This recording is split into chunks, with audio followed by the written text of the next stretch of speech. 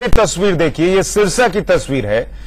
जब बाबा वहां से निकले तो कैसे सड़क पर लेट गए थे समर्थक। आप देखिए, गाड़ियों का काफिला आगे न बढ़ सके, बाबा फैसला सुनने न जा सके, इसलिए समर्थक वहां पर सड़क पर लेट गए थे। ये एक्सक्लूसिव तस्वीर इंडिया न्यूज की पर हम आपको दिखा रहे हैं, जो पहली तस्वीर जो बाबा राम रहीम वहां से निकले, और आप देखिए किस तरीके से झड़प हो रही है। वहां पर सिक्योरिटी के लोग हैं, सामने लेट गए।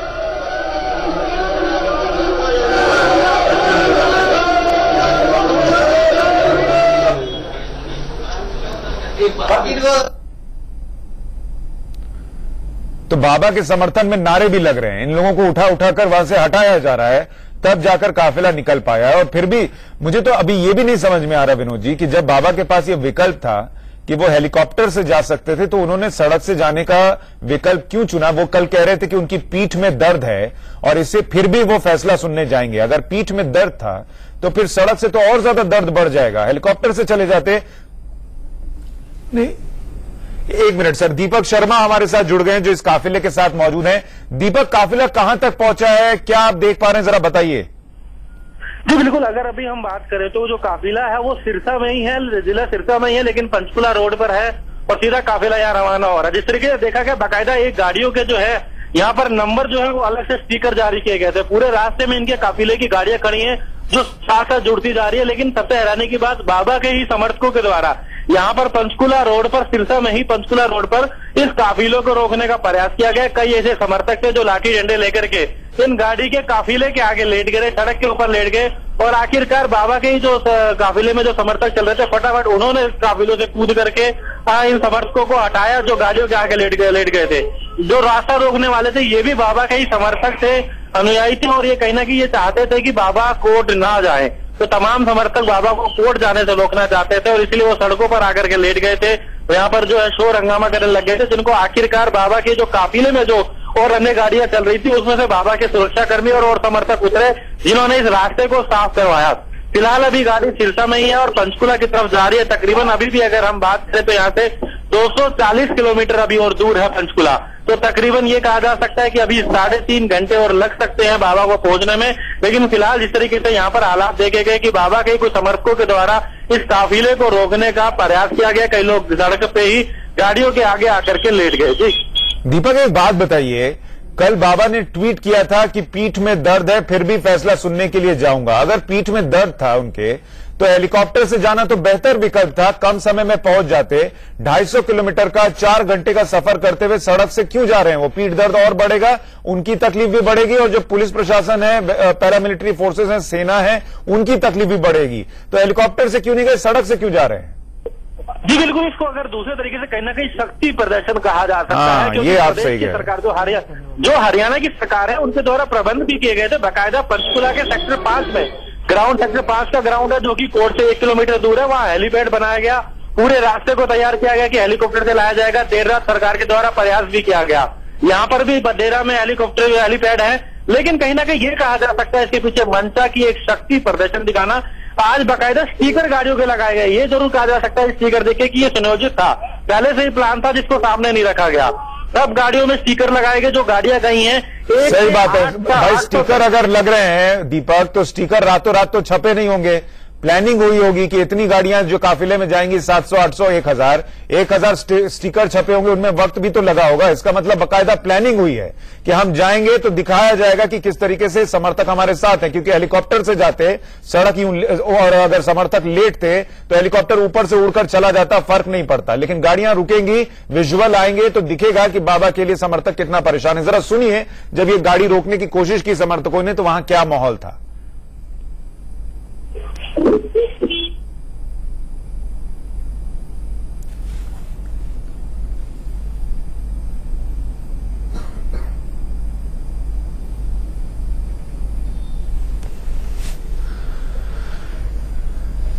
तो ये तस्वीरें आ रही हैं किस तरीके से बाबा के काफिले को रोका जा रहा था। और जैसा हमारे सहयोगी बता रहे हैं कि 800 गाड़ियां, 1000 गाड़ियां इस काफिले में, और सबको स्टिकर दिया गया है बाकायदा कि वो इस काफिले में शामिल होंगी। यानी पूरी तैयारी थी कि बाबा सुबह करीब 9 बजे वो निकले। और ये तस्वीरें उनके काफिले की जब वो निकले थे और बीच में उनके साथ इस काफिले में गाड़ियां जुड़ती जा रही हैं। उन तमाम गाड़ियों पर स्टिकर लगे हैं। सवाल उठ रहा है कि जब हाईकोर्ट कल ही फटकार लगा चुका कि इतनी बड़ी संख्या में समर्थक कैसे जुट रहे हैं, तो 1000 के करीब गाड़ियां काफिले में कैसे जा रही हैं, पुलिस और प्रशासन क्या कर रहा है, इसको लेकर भी सवाल उठ रहे हैं। और उन गाड़ियों पर बाकायदा स्टिकर लगे हैं। इसका मतलब पूरी प्लानिंग थी, वो स्टिकर छपे होंगे, गाड़ियों में लगे होंगे, तब वो गाड़ियां साथ में जुड़ी हैं। ऐसा नहीं है कि लोग अपने अपने घरों से गाड़ी लेकर उस काफिले में जुड़ गए और बाबा और उनके लोगों को पता ही नहीं था। ये काफिले की तस्वीर, और काफिले में जो लोग आगे लेट जा रहे हैं, उन्हें रोक रहे हैं कि बाबा को वो अदालत तक नहीं पहुंचने देंगे, बाबा के साथ नाइंसाफी हुई है, उसकी तस्वीर है।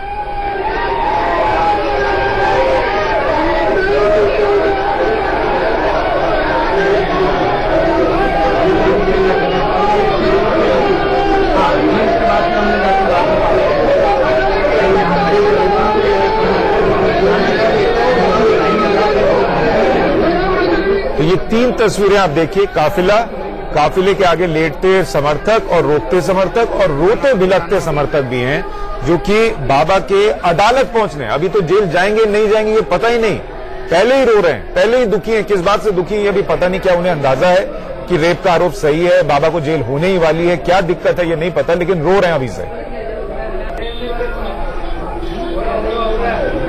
हमारे साथ कुछ मेहमान भी लगातार बने हुए हैं। विनोद अग्निहोत्री सीनियर जर्नलिस्ट हमारे साथ स्टूडियो में हैं, और हमारे साथ तनवीर जफर अली पूर्व IAS अधिकारी जुड़ गए हैं। 36 साल का उनका करियर रहा। लेकिन ये तस्वीरें जो हम आपके सामने लगातार रख रहे हैं, तनवीर साहब, मैं इन तस्वीरों पर थोड़ी आपकी प्रतिक्रिया चाहूंगा कि ये जो काफिला जा रहा है 1000 गाड़ियों का, पहले पुलिस प्रशासन से ये भीड़ नहीं संभली, अब ये 1000 गाड़ियों का काफिला, क्या ये संभव है कि पुलिस की बिना जानकारी के ये हो गया? ये जो कुछ भी हम लोग देख रहे हैं सुशांत जी, ये बड़ा दुर्भाग्यपूर्ण है। किसी हमारे देश में संविधान के हिसाब से हमें चलना होता है, और संविधान में सिर्फ प्रेसिडेंट और गवर्नर 2 ही लोग एग्जेम्प्ट होते हैं कानून से। यहाँ पर बड़े बड़े लोग, x cabinet minister, ex chief minister, सब जेल में, अगर उनके ऊपर कोई आरोप सिद्ध होता है, डाले गए हैं। सही बात। तो कोई भी व्यक्ति कानून से बड़ा नहीं होता, चाहे उसके साथ कितने ही लाखों लोगों की फॉलोइंग हो। और ये सरकार का दायित्व है कि उसको ये शो करना है कि रूल ऑफ लॉ उसको स्टैब्लिश करना है, उसकी संख्या, उनके समर्थकों की संख्या देख के नहीं करना है। ये बहुत गलत हो रहा है। कर्फ्यू के बावजूद 1000 गाड़ियां कैसे निकलने दी गई वहां से, क्या कर रहा है वहां का एडमिनिस्ट्रेशन?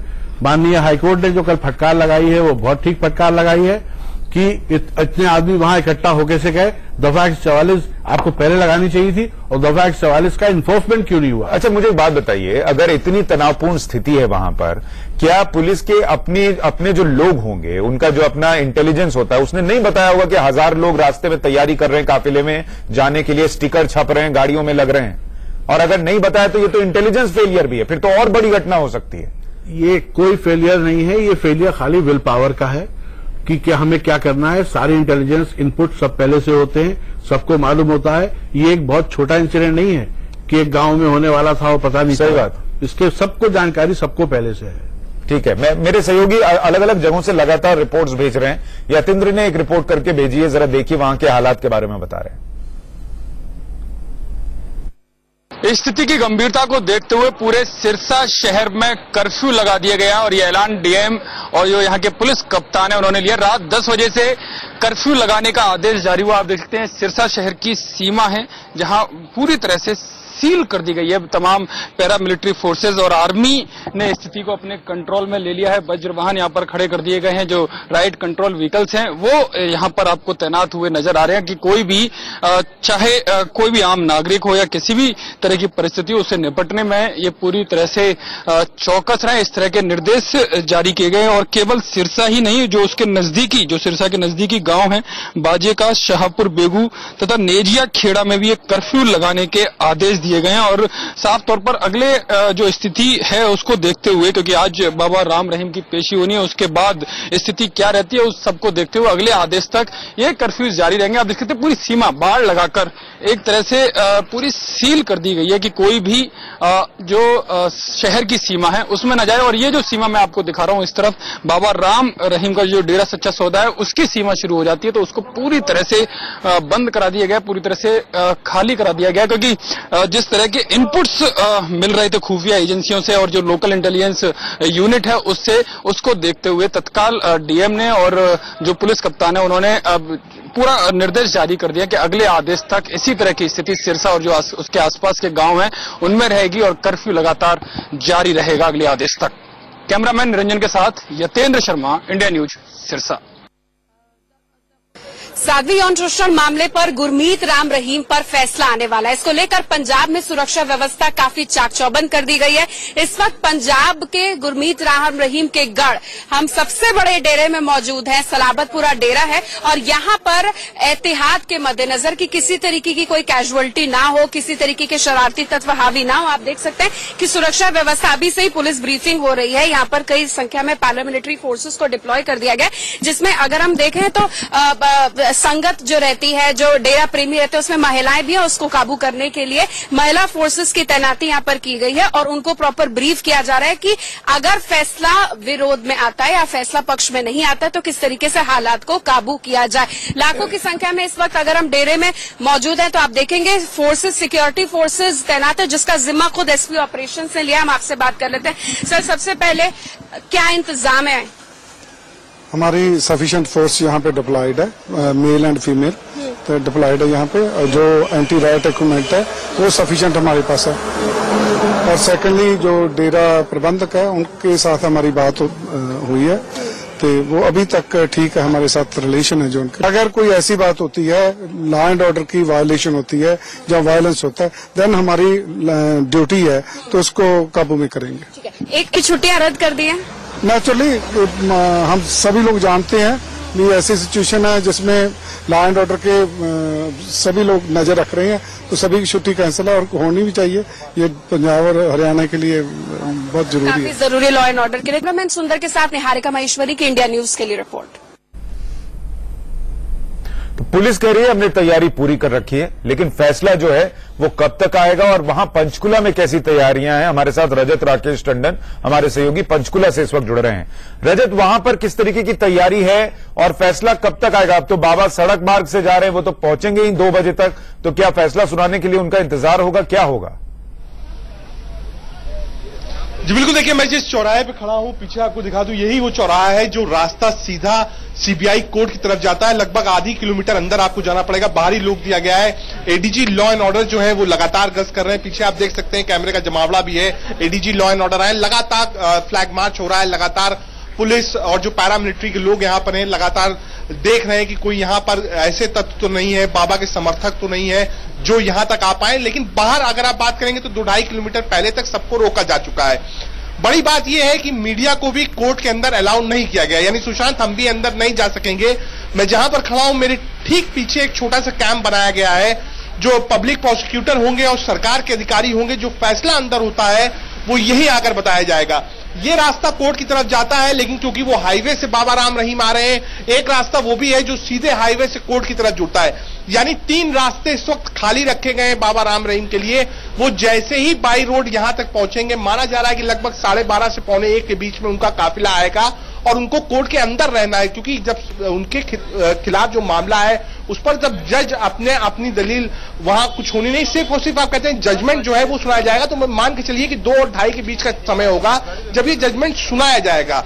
बाबा ने कल ही कहा था कि उनके पीठ में दर्द है, लेकिन वो आएंगे जरूर और वो वहां से निकल चुके हैं। रास्ते में समर्थक भी है, लेकिन आप कह सकते हैं एक पुराना मामला है सुशांत, 2002 का ये मामला है जिस पर आज कड़ी कार्रवाई होगी। अगर आज फैसला आता है तो बड़ा दिन होगा फैसले का। आज लगभग 15 साल बाद ये फैसला सुनाया जाएगा। पंचकुला, चंडीगढ़। मैं रात में लगभग 2 बजे यहाँ सुशांत पहुंचा हूं। पूरा आप कह सकते हैं कॉर्डन ऑफ है, किसी को आने जाने की इजाजत नहीं है।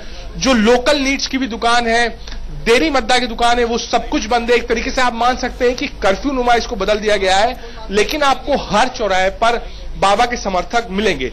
ये एक बड़ा क्वेश्चन मार्क है जो कल हरियाणा की कोर्ट ने भी लगाया है पंजाब और यूपी के ऊपर कि आप जब मना किया गया था कि 144 आप पहले से इंपोज करिए, तो आखिर इतने समर्थक यहां तक कैसे पहुंच गए? किसी भी अप्रिय घटना से निपटने के लिए सरकार और कानून प्रशासन क्या कर रहा था? 2 दिन तक आपने डेरा समर्थकों को क्यों जाने दिया? आज उससे बड़ा सवाल उठ रहा है कि जब 400 से 500 की गाड़ी में वो व्यक्ति आ रहा है जिसके ऊपर आज प्रश्न लगा हुआ है, क्या उसको सजा होगी या फिर वो बाइज्जत छूटेगा? ये बात की बात है, लेकिन अभी प्रश्न लगा हुआ है और प्रश्न लगने के बाद वो व्यक्ति 400-500 गाड़ी में Z+ सिक्योरिटी के साथ आ रहा है।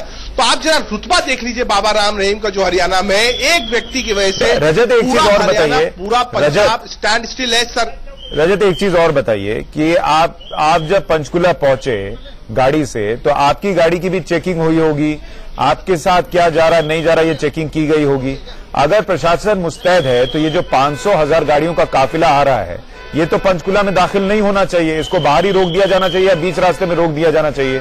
क्या ये हो पाएगा या ये लोग भी पंचकुला पहुंचेंगे और फिर वहां और केओस क्रिएट होगा? देखिए, केओस तो है ही है। कोर्ट ने साफ कह दिया था कि जब 48 घंटे में आप समर्थकों को नहीं रोक पाए तो उसका मतलब क्या है। 48 घंटे तक पंचकुला, चंडीगढ़ और आसपास के इलाकों से लोग यहां आ गए। अगर मैं कहूं कि 1 लाख से ऊपर समर्थक इस वक्त इस एरिया के 50 किलोमीटर एरिया में बाबा के मौजूद होंगे तो गलत नहीं है। 450-500 गाड़ी का काफिला Z+ सिक्योरिटी के साथ रूट के साथ चल रहा है, यानी रूट वो है जिसमें सारी गाड़ियां खाली निकलेंगी, बीच में कोई आदमी नहीं चल सकता, तो ये गलत नहीं होगा। तो ये प्रश्न खड़ा करता है पूरे सिस्टम के ऊपर कि क्या सिस्टम इतना मजबूर हो गया है कि एक बाबा या फिर आप कह सकते हैं एक एक्टर या फिर वो व्यक्ति जिसके ऊपर हत्या और रेप का आरोप है, सवाल तो हम उठा रहे रजत कि बाबा को जेल होगी या नहीं होगी, ये तो अभी हमको पता ही नहीं है, लेकिन जो लोग हैं इन 2 राज्यों में वो तो जेल की तरह घर में रह रहे हैं। जी, एक प्रश्न ये भी है कि अगर मान लीजिए, वैसे तो फैसला क्या आएगा पता नहीं, लेकिन अगर फैसला उनके खिलाफ आता है तो क्या Z+ सिक्योरिटी जो है उनको जेल में भी मिलेगी? इस बार लौटेंगे, एक छोटे से ब्रेक के लिए रुक रहे हैं, बड़ी खबर पर बने हुए। फैसला क्या आएगा पता नहीं।